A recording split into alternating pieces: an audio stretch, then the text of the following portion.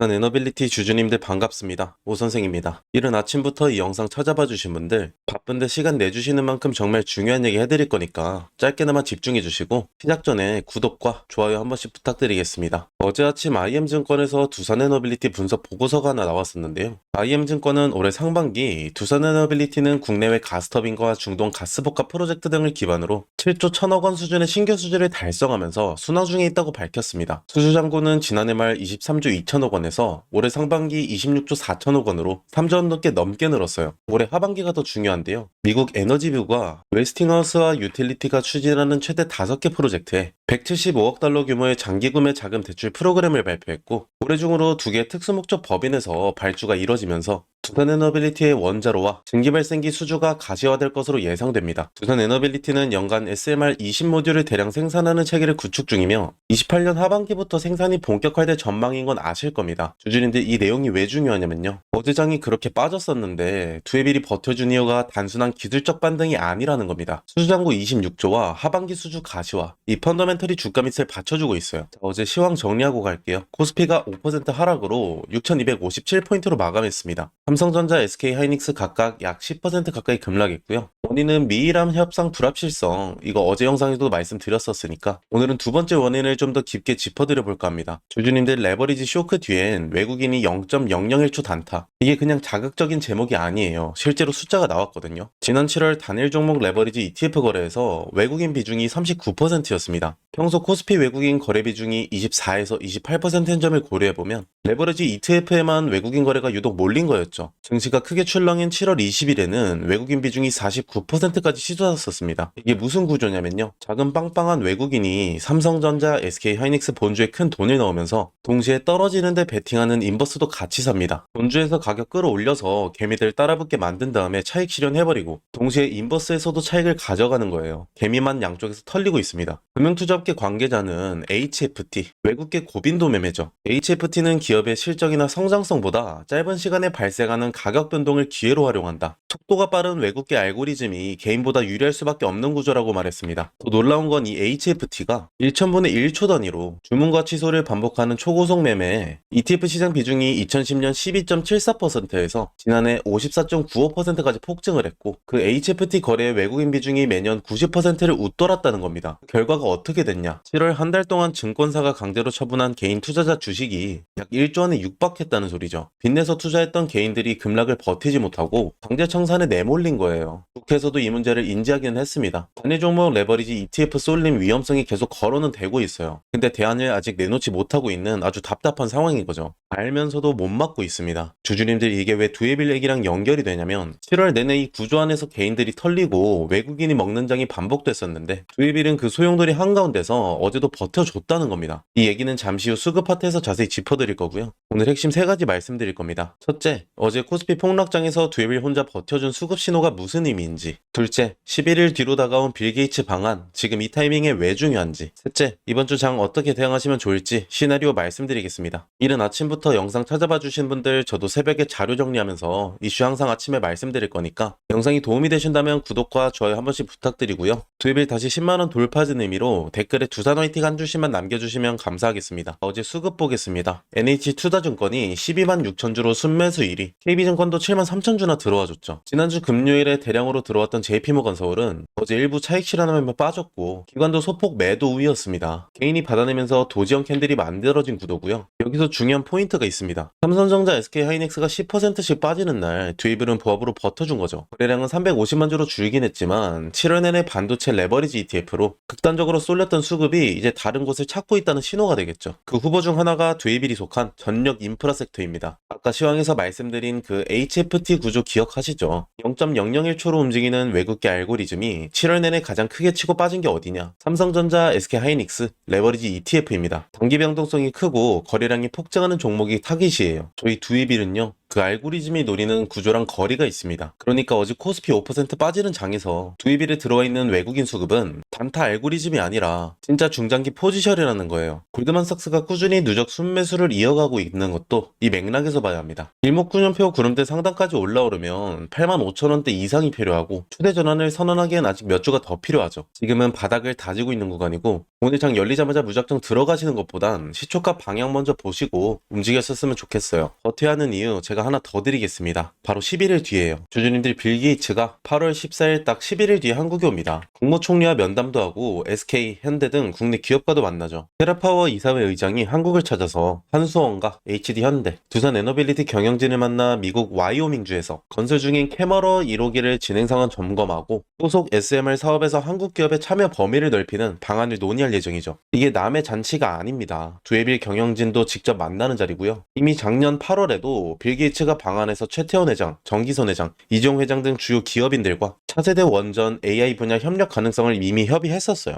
그 방한 이후 두산에너빌리티 주가가 작년 하반기부터 레벨업을 시작했고 올해 1월 주간 기준 11% 급등하며 5월엔 139,200원 고점을 찍어줬죠. 이번 방향은 작년보다 단계가 다릅니다. 테라파워는 올해 3월 미국 NRC로부터 캐머러 1호기 건설 허가를 이미 받았고 4월에 원자로 본공사에 착수했으며 28년 운영허가 신청, 31년 상업운전을 목표로 하고 있습니다. 작년엔 협력하겠다는 단계였을 뿐이고 이번엔 실제 공사가 시작된 상태에서 공급망을 확대를 목표하고 있어요. 게이츠 이사장의 방안이 성사될 경우 캐머러 실증사업 공급망에 국내 기업이 참여하는 방안과 국내 첫 4세대 SMR 사업 추진 방안 등이 논의될 것으로 업계는 보고 있습니다. 그리고 9월에는 SMR 특별법이 시행되죠. 8월 14일 빌 게이츠 방안, 9월 SMR 특별법 시행. 이 두 개의 호재가 연속으로 터지는 구간입니다. 지금 이 자리가 어떤 자리인지 주주님들 이제 감이 오실 거예요. 주주님들 아까 시황에서 말씀드린 그 구조 다시 한번 생각해보세요. 0.001초 단위로 움직이는 외국계 알고리즘, 돈 올려서 개미 따라붙게 하고 인버스로도 먹는 그 구조 솔직히 화가 나실 겁니다. 저도 이 기사 보면서 진짜 씁쓸했었고요. 근데 주주님들 여기서 냉정하게 한 가지는 보셔야 되죠. 어제 코스피 5% 빠지는 장에서도 두해빌이 보합으로 마감해줬습니다. 저는 이게 그냥 우연이 아니라고 보고요. HFT가 노리는 건 단기 변동성이죠. 그 변동성이 없는 종목은 관심 대상이 아닌 겁니다. 반대로 말하면 두해빌에 지금 들어와 있는 외국인 수급은 단타 알고리즘이 아니라 중장기 포지션이라는 거예요. 이 위태위태한 코스피 시장 속에서 매도 사이드카, 매수 사이드카, 하루하루 다른 꼴로 튀어나오는 변동성 장세에 그런 와중에도 버텨주고 있다는 게 제일 중요한 거죠. 두산 에너빌리티 결국엔 우상향 할 겁니다. 근데 이렇게 한 방에 일자로 올라가진 않아요. 오래 묵혀있던 악성 매물들과 차익 실현 물량의 위아래로 크게 파동하면서 움직여줄 겁니다. 여기서 그냥 들고 버티는 거랑 저점 신호 왔을 때 조금 더 담고 고점에서 일부 털어내는 능동적 대응, 1년 뒤 수익이 완전히 달라지게 될 겁니다. 8월 14일 빌 게이츠 방안, 9월 SMR 특별법 시행, 이 두 개의 카탈리스트 앞에서 지금 매도하고 손해를 확정짓는 게 맞는 선택인지 한 번만 다시 생각해 보시고요. 제가 이렇게 아무리 말씀드려도 이른 아침에는 출근 준비하시거나 이미 업무를 시작하실 거라 바쁘신 거 알고 있습니다. 장 시작하면 호가창 붙잡고 있을 시간 현실적으로 없으실 거고요. 외국계 알고리즘은 0.001초로 움직이는데 우리는 점심 먹다가 차트 여는 구조, 그리고 오후에 또 나만 당했네 이렇게 반복 중이신 분들 분명 계실 거예요. 주주님들 혼자 이 싸움 절대 하시면 안 됩니다. 저도 직장 다닐 때 그 막막함 몸으로 겪어봐서 영상 시청자분들만큼은 장 초반 이슈와 수급이 새롭게 변동되는 타이밍이 포착되면 구독자님들께 문자로 빠르고 간략하게 보내드리려고 합니다. 나는 도저히 바빠서 하루 종일 들여다볼 시간이 없다, 또는 더 이상 손해 더 키우기 싫다 하시는 분들은 지금 화면에 제 번호 잠시 띄워드릴 거예요.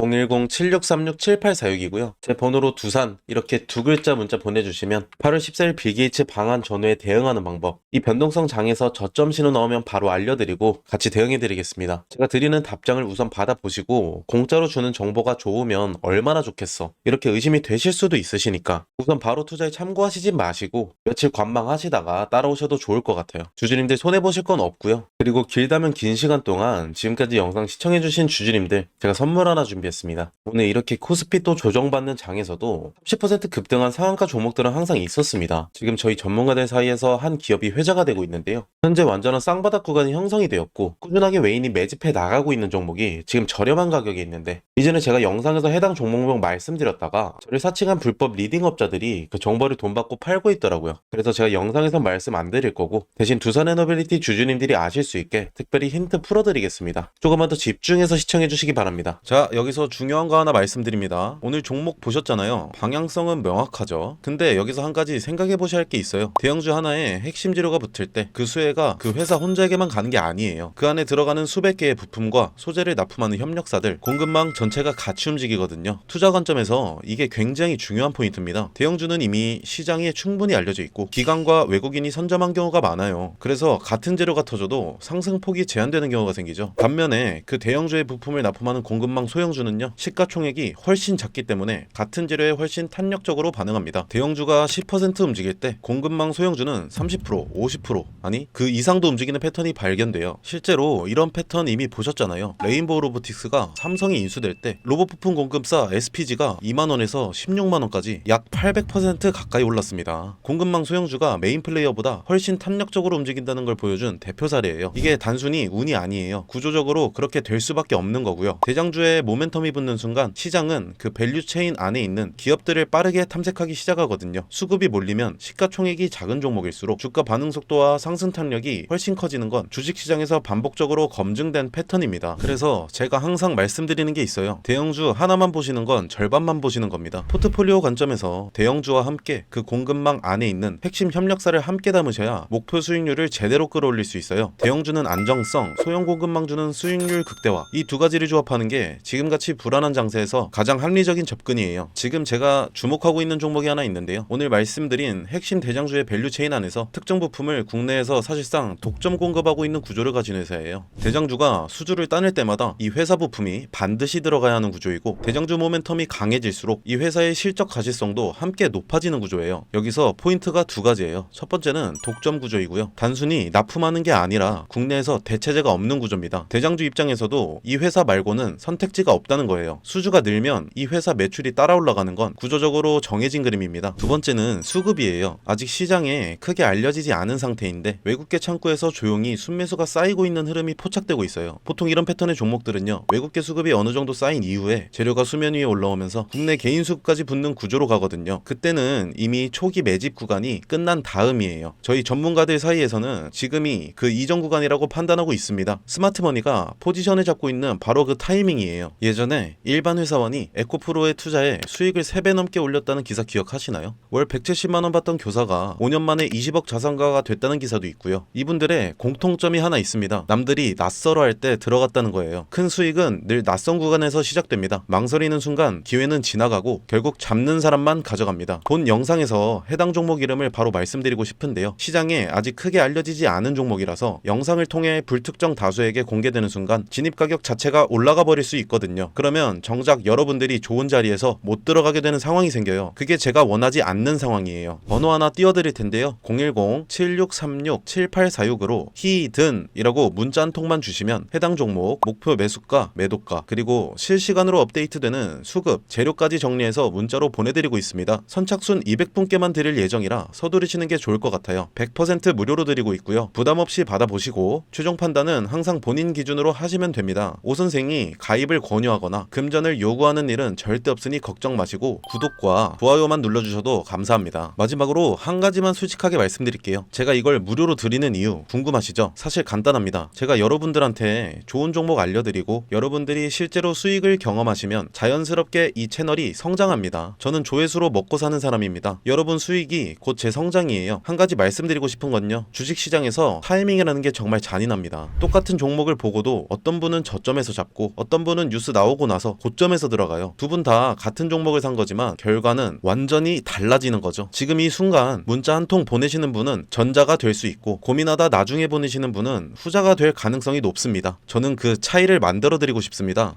본론으로 돌아와서 오늘 핵심 정리해 볼게요. 하나, 상반기 신규 수주 7조 1천억, 수주 잔고 26조 4천억이고 하반기 웨스팅하우스 프로젝트와 SMR 수주 가시화 예정입니다. 이 펀더멘털들이 지금 주가 밑을 받쳐주고 있어요. 두 번째, 7월 레버리지 ETF 시장은 외국인 HFT의 투기판이었습니다. 게임 반대 매매만 1조 원에 육박했고요. 근데 두입일은 그 소용돌이에서 비켜나 있었습니다. 어제 코스피 5% 폭락에서도 보합 마감, 이 흐름 그냥 넘기시면 안 됩니다. 세 번째, 빌 게이츠 8월 14일 방한 딱 11일 남았죠. 두산 에너빌리티 경영진도 직접 만나는 자리고요. 작년 방한 이후 주가가 어떻게 됐는지 흐름 기억해보세요. 네 번째, 오늘 시초가 방향 먼저 확인하시고 움직이셨으면 좋겠고요. 갭 상승이면 5분 동안 흐름 보시고 갭 하락이면 첫 번째 눌림목 기다리세요. 분할 대응이 유리한 시장입니다. 오늘 영상 도움이 되셨다면 구독과 좋아요 한 번씩 더 부탁드리겠고요. 지금까지 시청하신 진성 주주님들께 영상에서 다루지 않았던 주주님들 계좌에 도움이 될 수 있는 선물도 하나 더 만들어놨으니까요. 시간 조금 더 내셔서 챙겨가시기 바라겠습니다. 자, 초반에 말씀드렸다시피 오늘 영상 끝까지 봐주신 분들께만 드리는 선물입니다. 지금 제 손에 저출산 관련주 전문 분석 보고서가 하나 있어요. 이거 보시면 다음 테마가 딱 보이거든요. 바로 저출산이에요. 근데 저출산이라고 하면 다들 이렇게 생각하시죠? 아, 또 아가방 컴퍼니 꾼비 얘기하려는구나. 오늘은 거기서 끝내지 않고요. 먼저